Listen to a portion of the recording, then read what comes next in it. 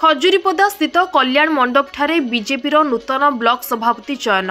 राज्य में सरकार गठन दीर्घ दिन बीती जाइतिले सुधा नुआगढ़ ब्लॉक सभापति चयन सकाशे निर्धारण हो पारुनथिला।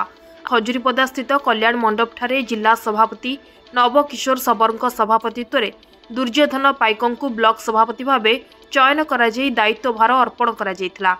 बैठक में दलर आगामी योजना संपर्क में आलोचना होइतिला। सांसद प्रतिनिधि प्रदीप बिशोई, जिला साधारण संपादक मनोज कुमार पाइक, सुदर्शन सबर, पूर्वतन उपाध्यक्ष सुभाष पाइक, पंचानन बेहेरदलाई समेत अन्य कार्यकर्ता माने उपस्थित रहिथिले।